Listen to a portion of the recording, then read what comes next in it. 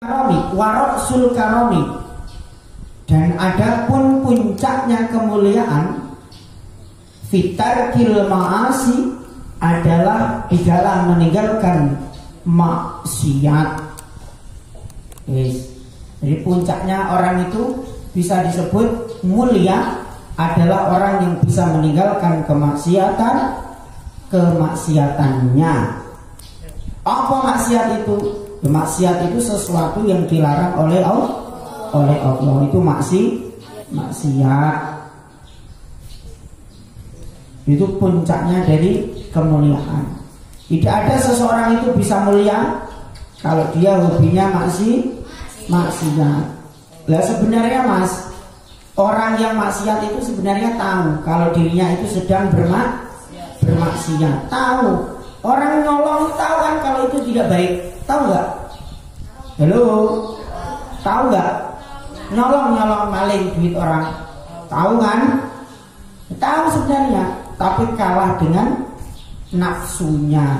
Makanya orang maksiat itu dikendalikan oleh nafsu. Makanya nuruti an-nafsu katifli. Nafsu itu seperti anak kecil. Seperti kamu turuti nafsu itu, semakin dia akan meminta-minta. Jadi nafsu itu seperti anak kecil yang ketika kamu turuti nafsu itu akan anak kecil kalau dituruti itu nambah apa? Nambah melunjak kan? Nambah menjadi. Nafsu begitu. An-nafsu katifli. Nafsu itu seperti anak kecil yang ketika kau turuti terus nafsu itu, maka akan melunjak. Nafsunya terus meminta. Alah nyolong duit 5.000 tidak kok, cuma 5.000. Besok tambah besar berapa? 10.000. Baru 10.000 tidak kok, naik lagi sampai nanti jadi pejabat korupsi. Yang dikorupsi bukan 10.000, 20.000, tapi ratusan juta sampai miliaran. Jadi tidak ada orang yang bisa lepas yang namanya dari nafsu.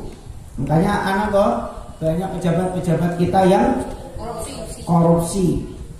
Yuk, kadang ada loh menteri agama dulu itu. Menteri agama nggak kurang. Menteri agama yang diurusi apa? Terkait umroh, haji apa? Ya pokoknya tentang keagamaan. Itu kayak bisa korupsi. Nah, itu terserang apa? Terserang penyakit apa kemarin? Penyakit rohani. Itu sulit obat-obatannya karena nggak rasa sakit. Itu maksiat. Kalau bisa meninggalkan itu, insya Allah orang akan mencapai derajat kemuliaan. Ya Ali, wahai Ali. Ya Ali, wahai Ali, innar rajula. Rajula apa rajulu? Kenapa apa rajula?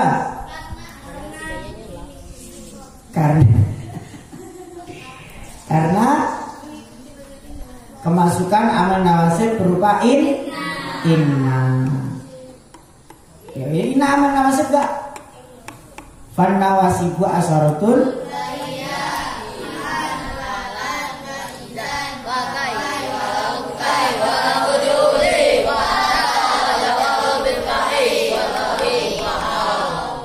Inna itu termasuk inna makanya rojula, tidak rojuli atau rojulu.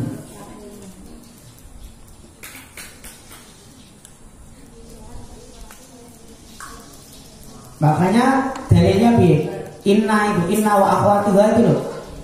Inna bukan amal nawasib yang an itu tadi. Inna wa akhwatuha itu dalilnya gimana? Inna pengertiannya tansibul isma wa tarfa'ul khobar. Makanya ar-rajula itu isim apa? Isim ma'rifat, tandanya kemasukan al. Itu loh, innar al, ya kan? Ar-rajula. Maka di i'rab nasab karena menjadi apa? Karena menjadi inna. Tanda nasabnya menggunakan fathah karena isim mufrad rajula. Innar rajula, sesungguhnya, nggak paham kamu? Tidak, nggak paham tak? Maknani wa sulitat, apalagi Robi. Innar rajula, sesungguhnya lelaki. Kawan, kena kawan lelaki. Innar rajula, sesungguhnya wong lanang. La yablughu adalah tidak sampai soporojul. La yablughu adalah tidak sampai soporojul.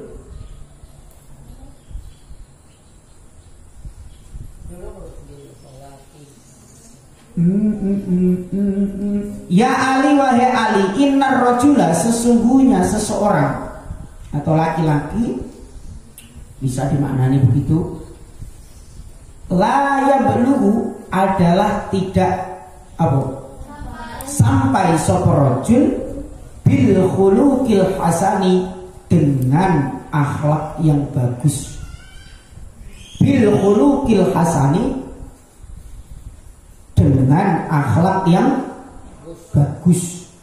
Seseorang itu tidak akan mencapai sampai kepada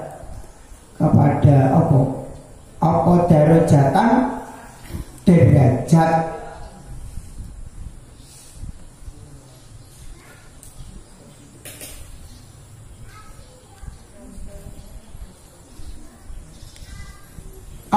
darajat as-shaimi gitu. Lanjut itu. Darajat as-shaimi, derajatnya orang yang berpuasa.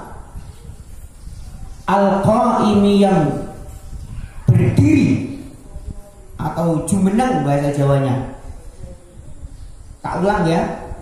Ya Ali wahai Ali, innar rajula, sesungguhnya seseorang iku la yablughu adalah tidak bisa sampai sapa rajul bil khuluqil hasani, dengan akhlak yang bagus. Darajatas shaimi, ke derajatnya orang berpuasa. Al-qaimi, yang berdiri tegak atau yang berdiri. Al-mughazi,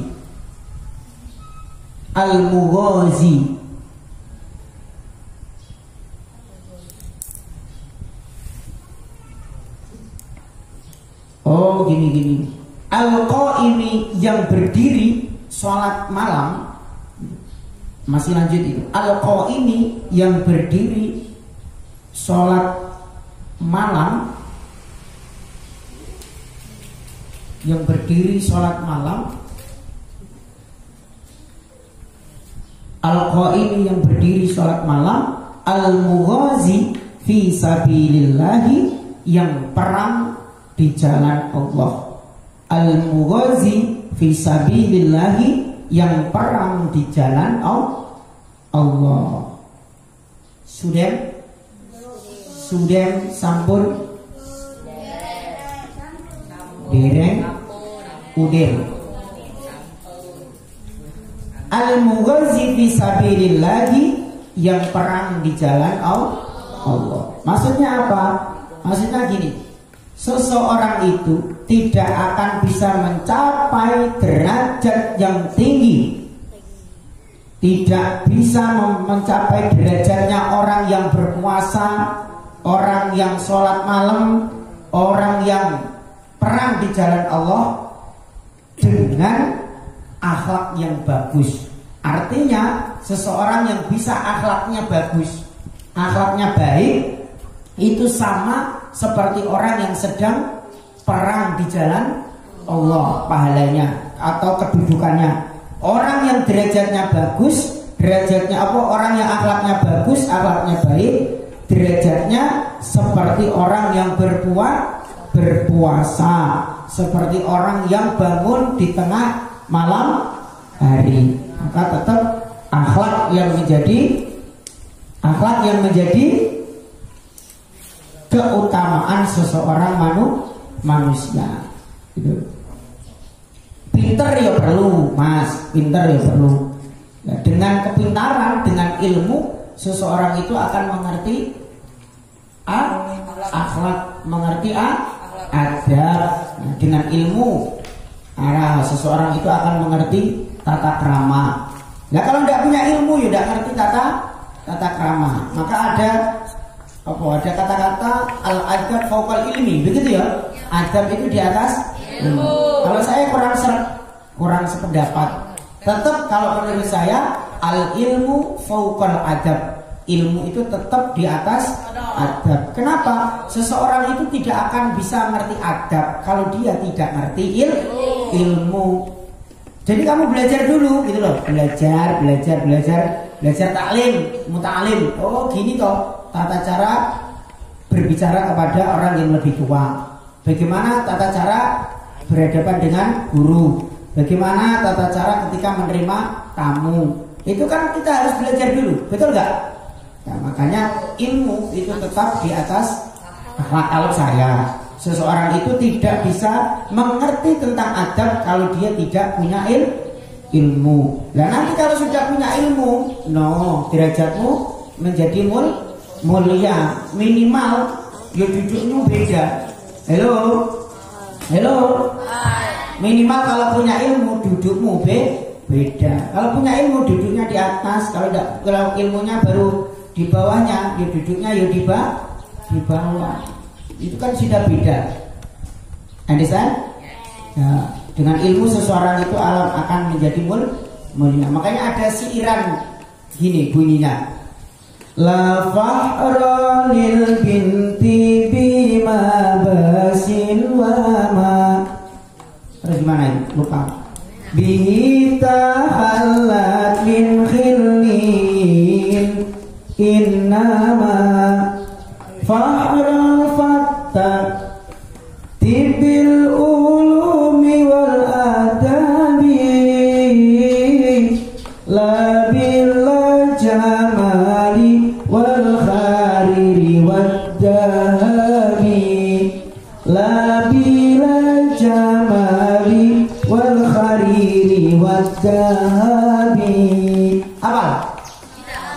Itu ada sikiran. Kalau nggak salah di ta'alim di bab akhir.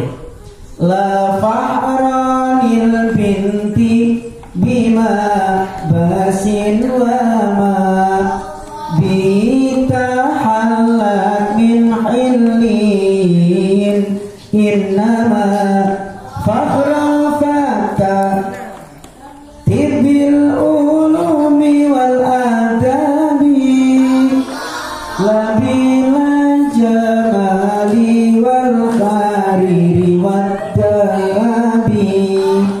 Apa maksudnya? Apa maksudnya sih ini?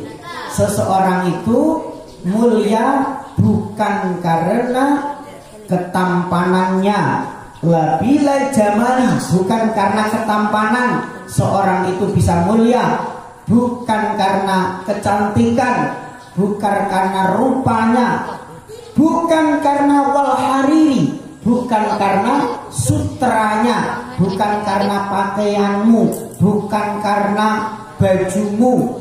Seseorang mulia itu bukan karena kerudungmu, cantikmu, bukan karena wad dahabi, dan bukan karena hartamu. Dahab itu artinya emas. Seseorang mulia bukan karena emasnya yang banyak, uangnya yang banyak, duitnya yang banyak. Tetapi apa yang menjadi seseorang mulia itu? Fa'ral fataki bil ulumi wal adabi. Seseorang mulia itu karena ilmu dan adabnya. Kristo, sama cari di mana weh? Kiai-kiai di Jawa itu loh. Coba kamu lihat. Nggak kerja, nggak punya usaha apa-apa, kerjaannya apa? Yo ngaji,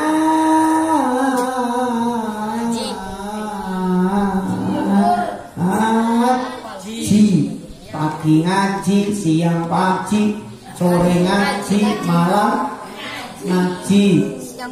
Besok paginya ngaji, siangnya ngaji, sorenya malamnya, paginya, siangnya, sorenya malamnya yo dikasih jarak tuh. Kalau malam ya sama bunyai ngaji terus nggak punya anak nanti. Kalau malam sama bunyai. Nah, makanya terus ada sekiran paling enak jadi kiai, tiap hari aktivitasnya ngaji. Memang enak kalau jadi kiai, pulang ngaji ditunggu bunyai. Enak gak?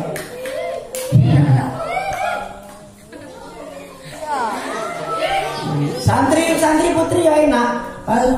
Paling gak enak kalau jadi santri putri, tiap hari besok bakal jadi calon istri. Memang gak enak kalau jadi santri putri, kalau cerewet ditinggal nikah lagi.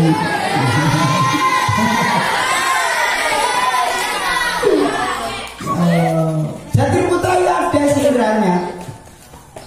Repotnya kalau jadi santri putra, besok bakal jadi kepala rumah.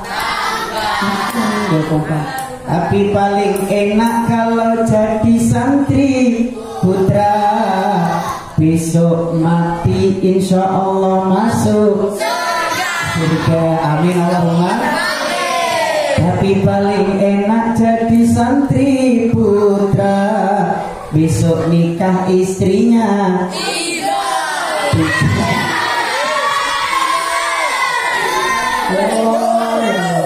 Ustaz ini menangi dewe Ustaz itu. Ya namanya si Iran mbak. Dipas-paskan. Entah kenapa kok pasnya begitu. Ya. Kalau istrinya cerewet ditinggal nikah. Galak mbak, di madu galak. Kalau nggak galak di madu berarti dirayu. Kok dirayu?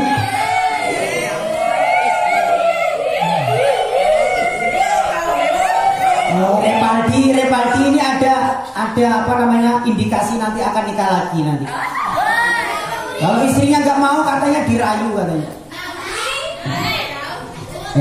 Puncaknya apa namanya kemuliaan itu bukan karena pakaian, bukan karena harta, bukan karena ketamanan, bukan karena kecantikan, tapi dengan ilmu dan akhlak atau ilmu dan adab gitu loh. Dengan ilmu, cewek itu kalau punya ilmu, punya adab, harganya mahal.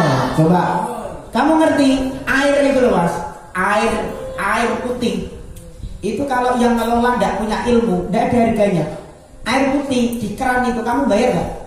Keran itu loh, krek itu buat wudhu, buat minum, itu bayar gak? Gak bayar kan? Tapi kalau air itu ada labelnya A2, pakai kof A2, itu kira-kira bayar gak kamu beli? Atau mau minum bayar gak? Bayar. Berapa aku harganya? Karena lo bikin tim cerewet 4 ini pokoknya mbak. Kamu ngomong sama 4 anak ini mesti kalah. Dia tim cerewet dia.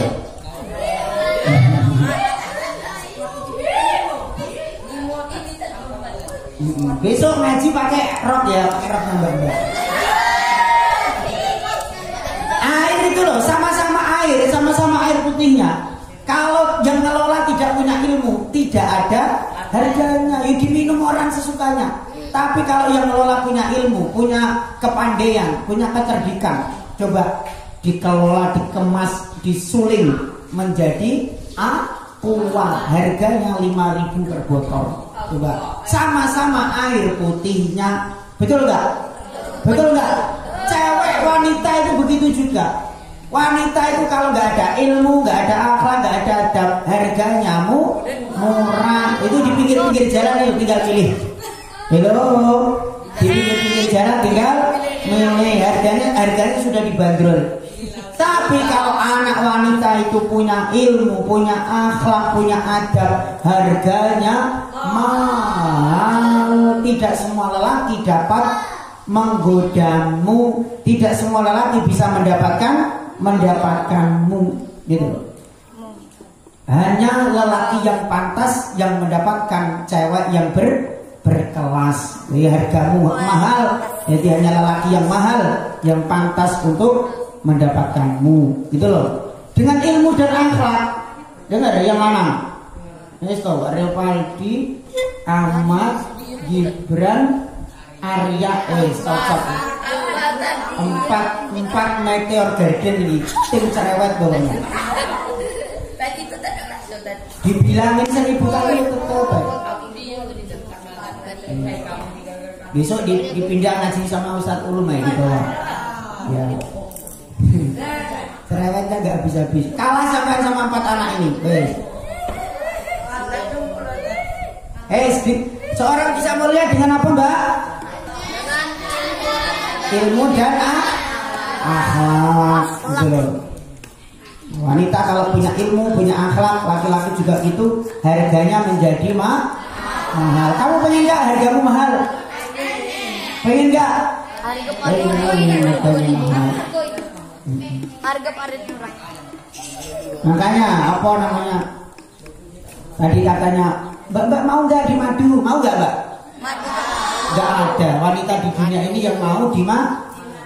Makanya kamu bisa belajar dari ceritanya Nabi Yusuf.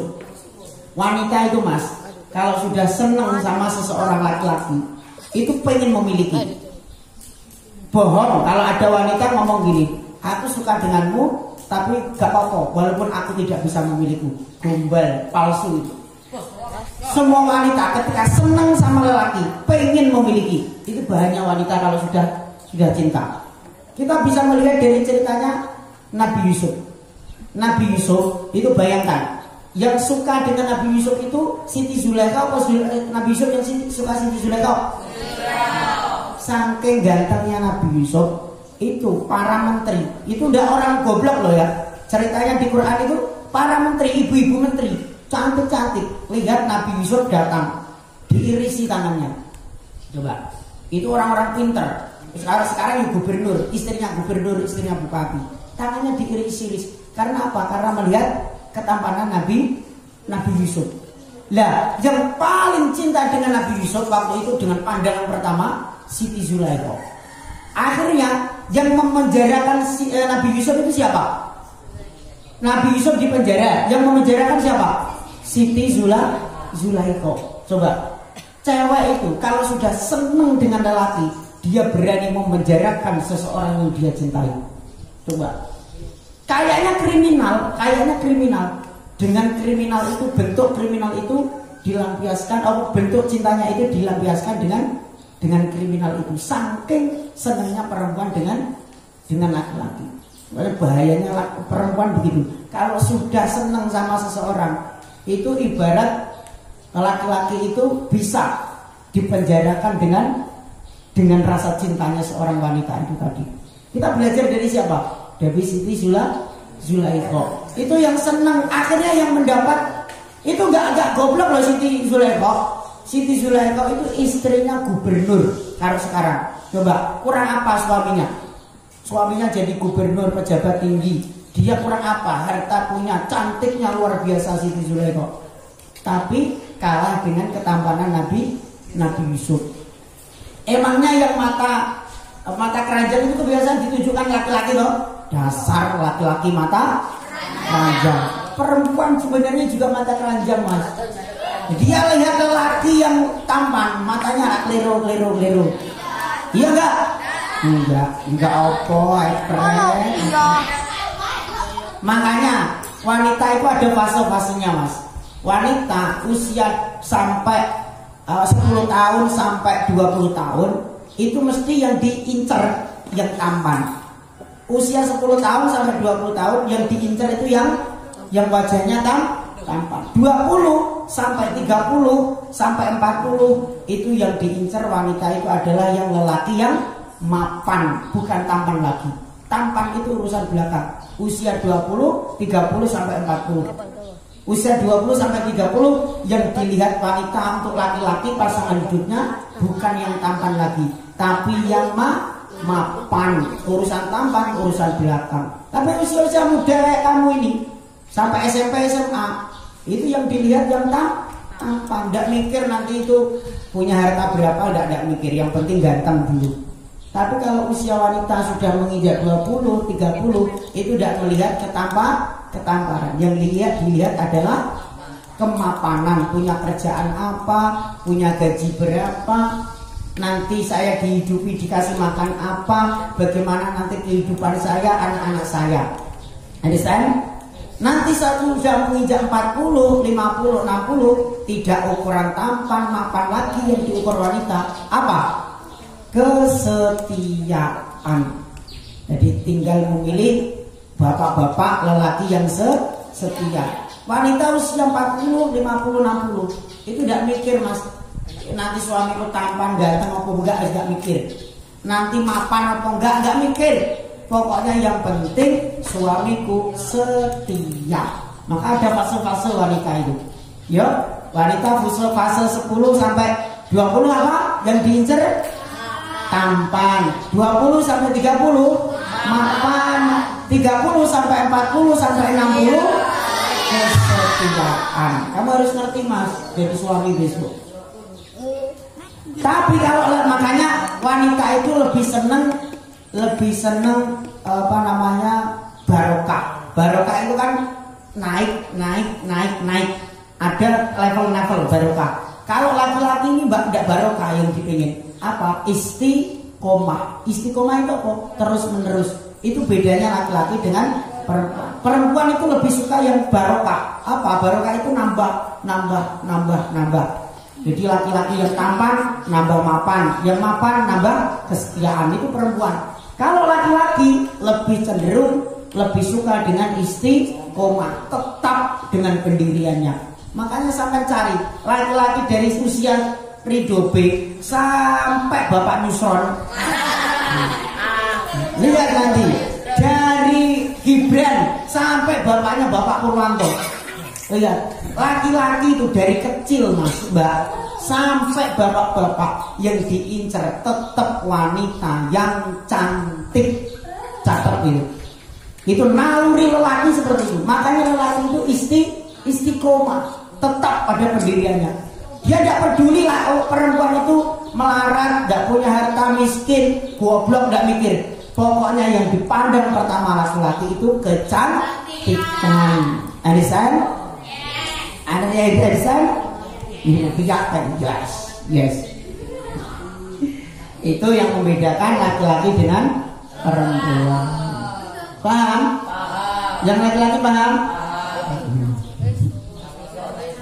Sampai mana tadi?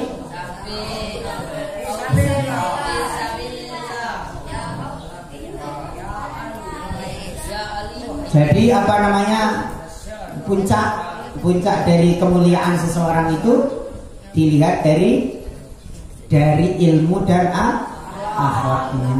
Itu mbak-mbak itu juga gitu. Nanti milih calon suami diukur ilmu dan akhlaknya. Ketampanan itu bisa pudar dengan sendirinya.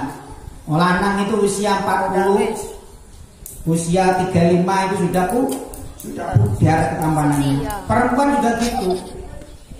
Yang tidak bisa pudar, tidak bisa habis itu apa?